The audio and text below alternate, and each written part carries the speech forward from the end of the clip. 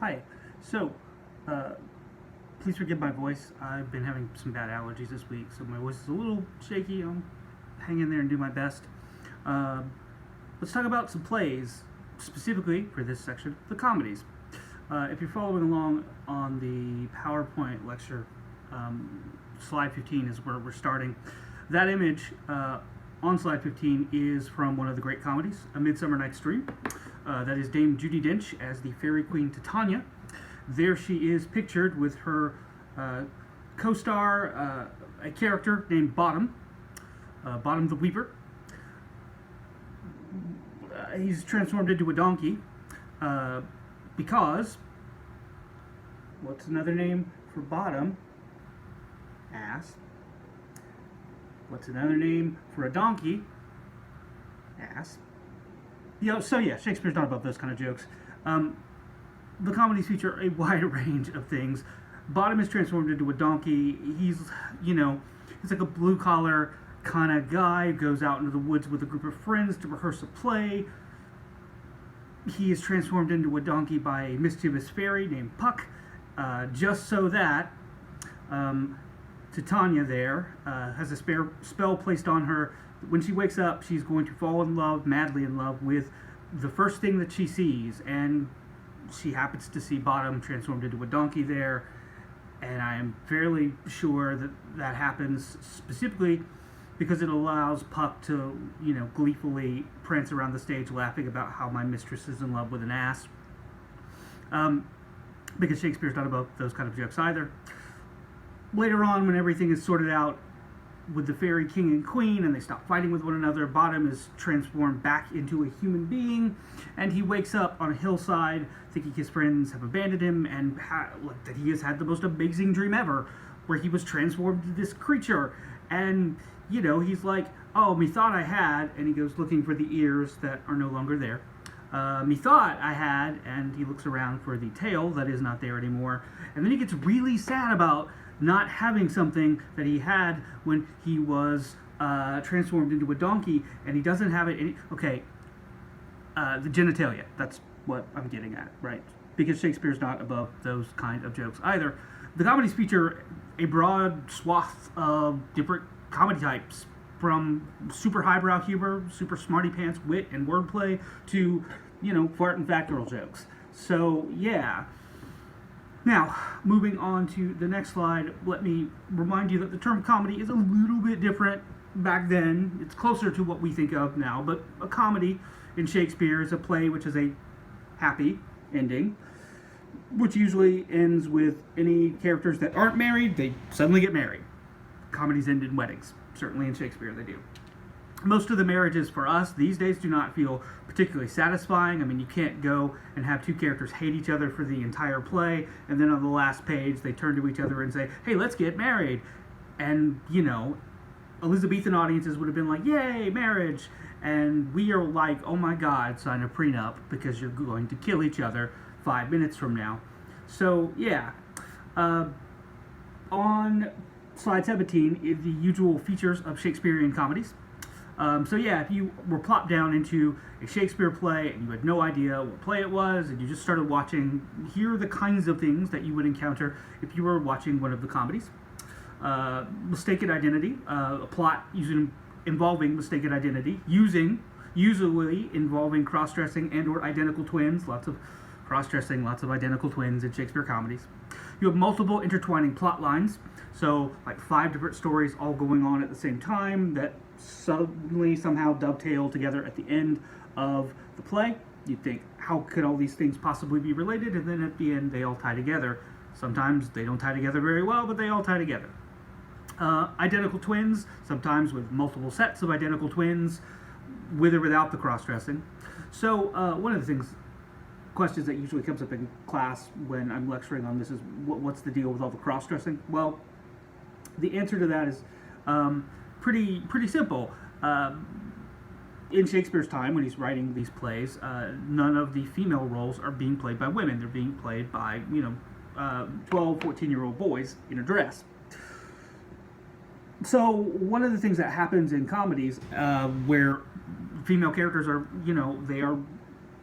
they are pretty important to the plot. They have fairly sizable roles. What happens is, a 14-year-old in a dress is not going to necessarily be particularly great at conveying woman across, but it's enough to get the idea across to the audience that, the person's in a dress at first, and then they pretend to be a boy or whatever, and that involves them, dressing in their normal clothes, getting them out of the dress and putting them back into, their normal clothes. Only at the end of the play, when they're identified as not in fact a boy, that they are a girl, they get back in the dress. It's like, oh, you're a girl. So yeah, there's lots of that going on. The identical twins thing, it's just one of those features of a lot of comedy plays back then. I was in a Shakespeare comedy called A Comedy of Errors, where I played one set of identical twins. That play has two sets of identical twins running around in it, getting confused with one another. Yeah, they love twin plots for comedies. And like I said, they employ all the different styles of comedy, right? That's what they kind of feature. Now, one of the things that is tricky is that, people watch it.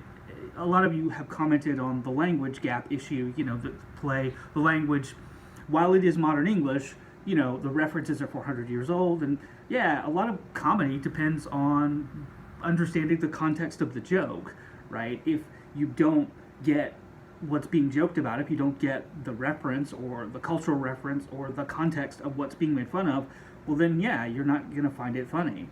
And a lot of the jokes in Shakespeare are 400 years old, so they are a little bit tricky. I mean, there was this video that went viral a couple of years ago, this kid pointing at another kid's tennis shoes and Damn Daniel. Do you remember Damn Daniel? Right. That's not funny to us anymore, but there was a period where, the first month or so after that video came out, where people thought that was funny. And that was like 3 years ago, and it's not funny to us anymore. So imagine that times 400 years. I mean, a lot of the jokes in Shakespeare comedies, a lot of them still do work. Some of them are still very, very funny to modern audiences, and they're not difficult to get. But yeah, some of them are. And so the comedies can be tricky for some audiences because, yeah, the jokes are 400 years old. Anyway, on slide 18 is a complete list of the comedies of William Shakespeare. This list used to be longer, right? Because originally there were just 3 types of plays: comedies, histories, and tragedies. The fourth category, the romances, those were broken off from the comedies. So there's like 7, 8 more comedies that used to be considered comedies but are now romances. I do not expect you to memorize this list of plays. You don't have to know any of these. I just gave you this list so that you could have some perspective on the comedy plays of Shakespeare, to see them all sort of laid out in front of you. I boldfaced and asterisk the major ones, the super popular, the important ones, the ones that are significant, greatly significant in some way. I mean, they're all significant, but ones that are more important than the others. But here they are: All's Well That Ends Well, As You Like It, The Comedy of Errors, Love's Labour's Lost, Measure for Measure, Merchant of Venice, Merry Wives of Windsor, Midsummer Night's Dream, Much Ado About Nothing, Taming of the Shrew, Twelfth Night, The Two Gentlemen of Verona, and the most recent addition to the list within the last, 5-7 years, this play called Cardenio, or Double Falsehood, which was just added by some people as being one of the comedies of Shakespeare. I hope it's not, because I read it, and it sucks. It sucks so bad. So I hope he actually didn't write that one. But yeah, he wrote potentially parts of it, so it has been added to the list. It's not a major work per se, but I do find it interesting. Love's Labour's Lost is one of the comedy plays, and it is a play that is about these 4 bros who are hanging out together, and then they all make a solemn vow to each other that being in love just gets in the way of doing important stuff. So we all 4 promise, us bros, that we're not going to get in love and have that get screwed up. Bros before hoes, definitely, is what they're going for, except the Elizabethan version. And then, of course, they meet the 4 women that they're going to fall madly in love with, and then, romantic comedy. By the end of that play, of Love's Labour's Lost, there's a war that happens, and the 4 guys go off to fight in the war. and they don't actually end up hooked up with the girls. It doesn't end in like a wedding or happiness. These four guys go off to fight a war, and it's like, that's a weird like choice for a comedy play. And it's funny because Shakespeare obviously agrees with you, because he has a character at the end of that play come out and be like the equivalent of saying, yeah, we know this ending sucks, but hang in there because this is just a cliffhanger. Come back and see how this all works out in the sequel, Love's Labour's 1. Now, we do not have the script for Love's Labour's 1. We know it existed. We know it was real. We know it was a play that was written and was performed. It certainly appears on lists, old, contemporary lists of his plays that were written at the time. Love's Labour's Lost and Love's Labour's 1. But 400 years is a long time, and not everything was written out and printed. And so, yeah, we know Love's Labour's 1 existed, but there's no record of it. We don't have the play itself. So I just find that interesting. That's why at the beginning I said, at least 39 plays.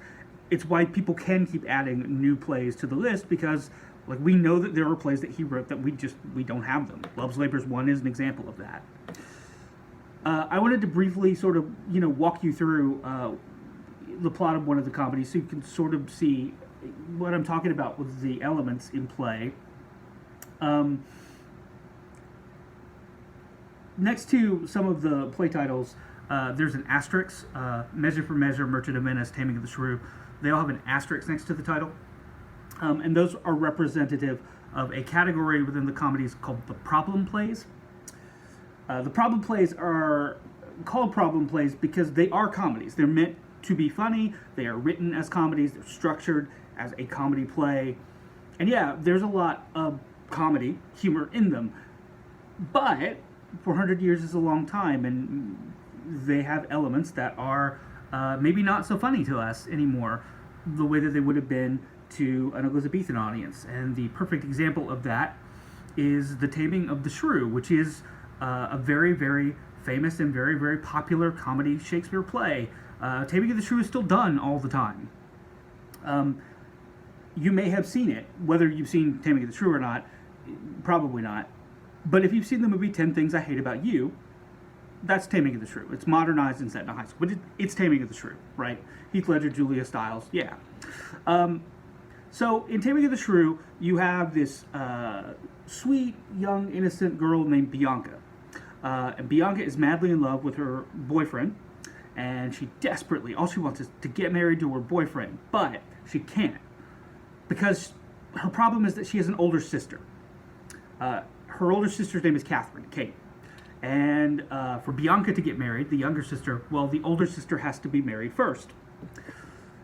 So, that's a problem. And the problem Bianca really has is that nobody wants to marry Kate. In fact, quite the opposite. People are terrified of her. Bianca and Kate come from a rich family. Their mother is dead. Their father is extremely wealthy. And, the Elizabethan marriage system, I talked about it a little bit last week.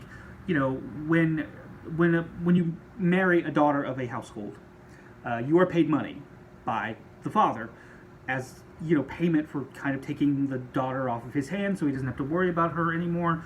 So yeah, whoever marries Catherine will be filthy stinking rich, but nobody wants to marry her because she is not stupid. She knows that anybody that comes after her kind of just wants her money, and so she attacks, like physically attacks anybody that tries to woo her. Like there's this guy who shows up, to serenade her with this song that he wrote for her, and she breaks the guitar over his head. Like people are terrified of her.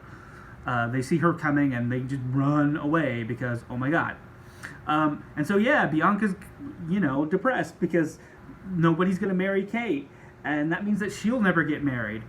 And that's all she wants. So her dad puts out this ridiculous offer, like double the normal amount of dowry to whoever will marry Catherine, and nobody shows up because they're terrified of her. Okay, cross town, you have our main, I almost said hero, our main male figure. He's certainly not heroic. His name is Petruchio. And if you want a modern context, think of Petruchio this way. Petruchio is like a college frat bro who has just graduated or something after, the 6-year school plan. And he is now sort of, before trying to do anything, he's not super rich. He's wealthy enough that he can just sort of travel around the countryside and sleep on the couches of his other frat bros and just sort of drink beer and talk about the glory days back when we were frat bros, right? So Petruchio, this frat bro, arrives in Verona, which is where this is set, and he is talking with a friend, and he hears about this, ridiculous / amazing offer if someone marries this woman, Kate. And Petruchio was like, well, I'm getting older now, and I need to find a wife and settle down. I'll marry her. Why not? And his friend is like, no, dude, I can't let you do that. You don't understand. She's crazy. She will kill you.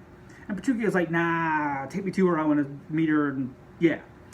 So the guy's like, okay. So they take Petruchio over to Catherine's house, and he meets her father, and everybody's like trying to warn him away, like, oh, are you sure that you want to meet her? Like, she's, and Petruchio's like, no, put me in the same room with her. It'll be great.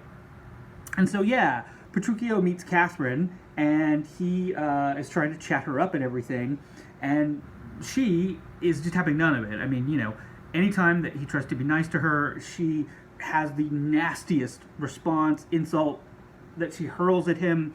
But Petruchio, every time she says something really, really nasty to him, he finds a way of twisting what she said and then responding as though she just gave him the greatest compliment ever, right? And this really irritates the hell out of her. And so, yeah, it stops becoming just, verbal insults, and by the end of the scene, she's literally trying to claw his eyes out. People have to grab her and, carry her away because he has made her so mad that she wants to rip his eyeballs out, and, actually tries to. And so they drag Catherine out of the room, and her father is like, oh my God, I'm so sorry, we'll just forget this ever happened. Please don't, tell other people about this because it's so embarrassing, don't worry, I won't hold you to anything. And Petruchio's like, what? No, I want to marry her. And people are like, wait, what? You want to? She was trying to kill you. He was like, no. That's just an act that she's putting. She's really into me. Can't you tell? I mean, by the end, she could barely keep her hands off me. And everybody's like, okay, sure, that's what happened. Okay. And so, yeah, Petruchio's like, yeah, no, great. I met her. I'm happy. I want to marry her, and Petruchio's going to marry Catherine, and he's happy, and her dad is happy because Petruchio is going to marry Catherine, and Kate doesn't get a choice because Kate's a woman. Ha ha ha, right? Some of the problem play elements there.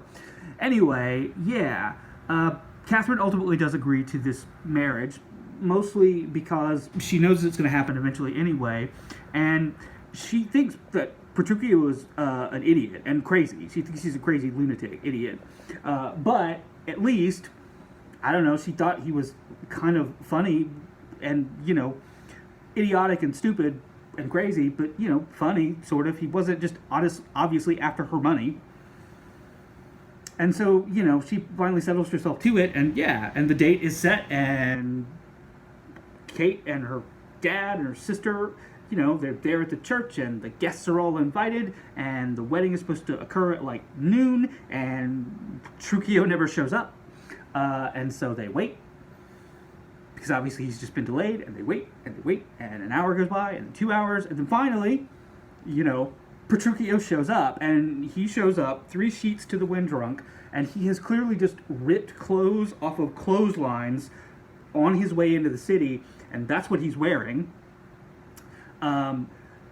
for his wedding day. And then, he's being loud and drunken and obnoxious, and, Kate is trying to calm him down and get him into the church to marry him, though, she's feeling pretty forlorn at this point. And she's, trying to say, look, you're being loud, you need to calm down. People are going to, talk badly about us. And Petruchio was like, what? Somebody's going to talk badly about my wife? No, I'll murder anybody that does. And he whips out his sword and starts swinging his sword around drunkenly at people, the wedding guests. grabs Kate, throws her up over his shoulder, and is trying to attack wedding guests while being barely able to stand up. And so yeah, he's like, I will protect my wife's virtue from everybody. Let's get out of here. And then with her on his shoulder and his sword drawn, they sort of leap up backwards onto his horse, and then the horse takes off and leaves the wedding guests behind, and everybody's like, wait, they didn't get married. Are they gonna get married? Bye, I guess. Hey, can we eat the reception food? Because I don't think they're coming back. Anyway, so yeah, Kate and Petruchio ride off, never having quite gotten married, to Petruchio's home, his manor. Yeah, these are not lower class people.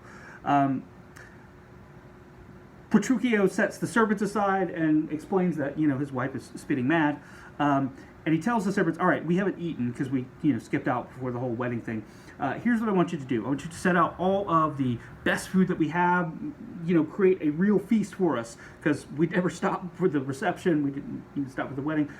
So we're both super hungry and starving. Set it out on the table, and my wife and I will come in, and I will then proclaim that what's our finest stuff is just not good enough for her, and my wife will eat only the very best things, and if she can't get better than what we have set out, then I would rather her not eat anything at all." And so he swipes the food off the table, and that's what happens. So he doesn't let her eat, and then Kate, who was starving, watches the food disappear in dismay that she would have loved to just tear into, but can't now because, he's gotten rid of it all, because not good enough for her. So she's just like, "Look, I've had a damn enough. I'm going to go to bed." And he's like, "Yeah, let's go up to bed." And she's like, No. I'm going up to my bed in my room, and if you enter that room while I am in there, I will literally murder you. And so Petruchio calls the servants up to make up Kate's room, and he tells the servants, while she's not there, to, lay out the very finest linens and sheets on the bed for Kate to sleep in. And that done, he takes Kate up to the room to show her her room, and he does the same thing again. He proclaims that, "Oh, this is not good enough for my wife to sleep on, and my wife will sleep on only the best sheets and linens, and if she can't have that, then I'd rather her not sleep at all. Get to bed, get all of this out of here, just leave an empty floor instead. I'd rather her not sleep at all." So he doesn't let her sleep. Haha. And then, yeah. So Kate keeps working on Petruchio, and she's like, "Look, we never actually got married.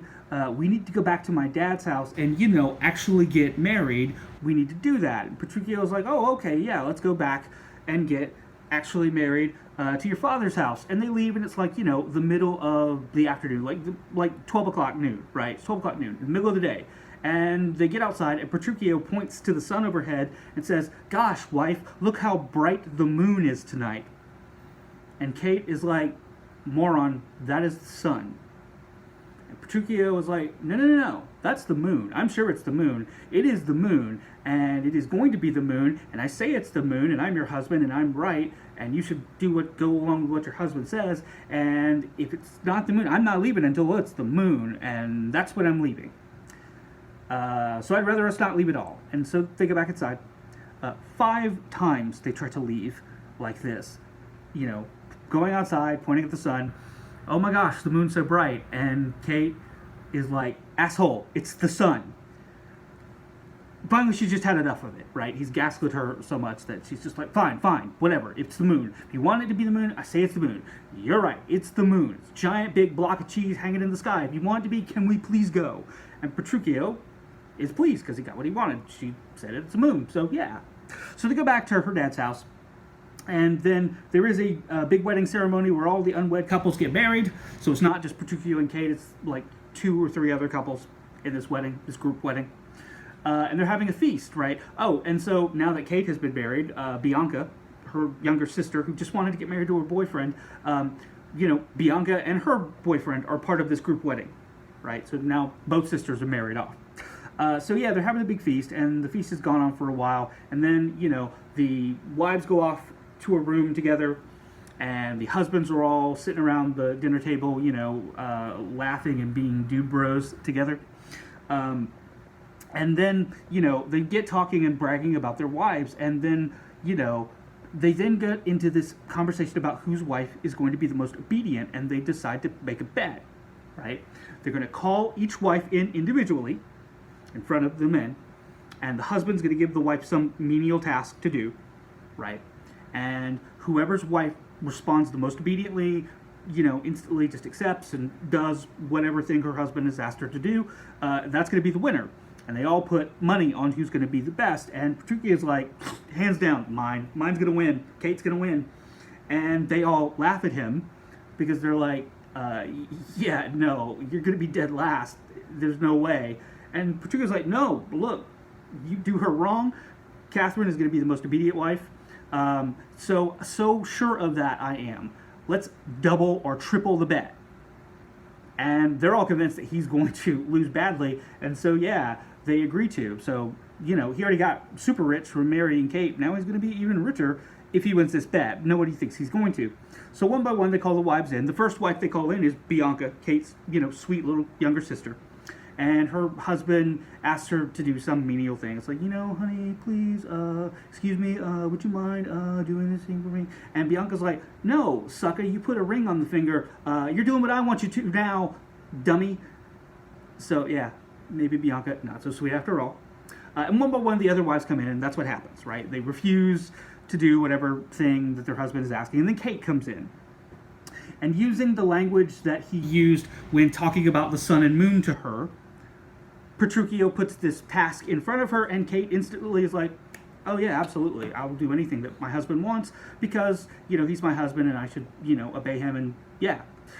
And then she launches into this very passionate, spirited speech about what a wife owes to her husband, what a wife should do, what her husband deserves, and those kind of things. And this is certainly a very problematic element for this comedy play about spousal abuse, because Kate goes overboard. Like, she's like, I love my husband so much and he means so much to me that I would do anything for him. That's the normal kind of thing you'd hear, right? But then she starts giving examples of what she's willing to do. At one of her examples is, if there was a puddle of mud on the ground, I love my husband so much that I would rather put my hand down in that mud puddle and let him walk on the back of my hand so that he wouldn't dirty the bottom of his shoe. That's what I owe my husband. And, it goes on from there. As this very, very passionate, zealous defense of marriage and what wives should do to their husbands, for their husbands. And, the Elizabethan audience would have been, stunned, and they would have had surprise. They would have leapt to their feet applauding, because the shrew, this little bitey animal, has been tamed. She's been broken. She is, now a good, obedient wife, the way that they want their wives to be. And that's really hard for us. That is problematic for us, right? Because, yeah, Petruchio, he's not the nicest of guys. He does, gaslight Kate, to use a term that has come into vogue more lately. He does, wear her down, ultimately.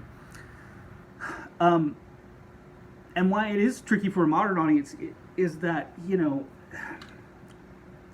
there are two basic ways of having an actor play this speech at the end. The first way, which is, I think, certainly the more palatable way for a modern audience, is that that Kate knows what's up, right? She's very bright anyway.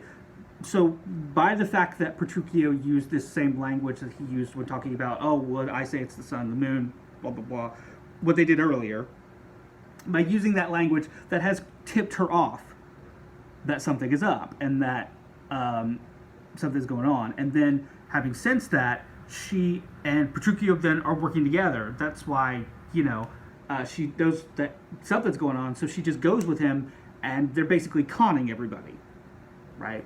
And so it's, this spirited speech in defense of marriage and what wives owe their husband. It's like a wink, right? Oh, yeah, I love my husband so much, but, that she doesn't really mean it, in other words.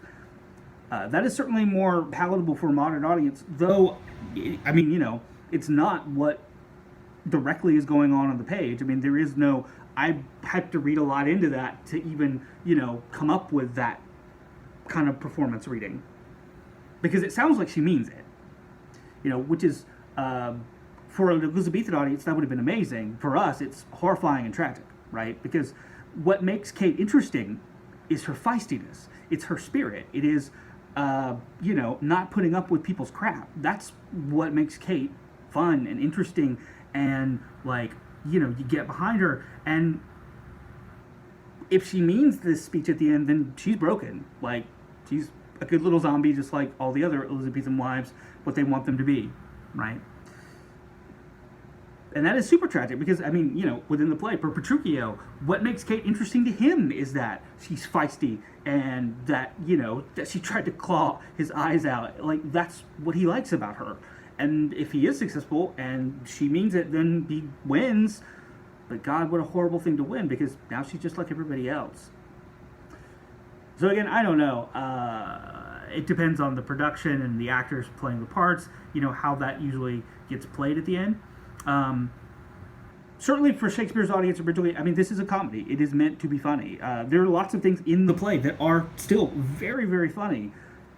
But yeah, it's a problem play, classified like that along with the other two, because modern audiences could get real uncomfortable suddenly and be like, what was I laughing about 5 minutes ago? Anyway, a lot of the same elements, the elements that I listed in the usual features of Shakespeare, they're there in Taming of the Shrew and all these other plays. So that's the comedies. Okay, we will move on from there.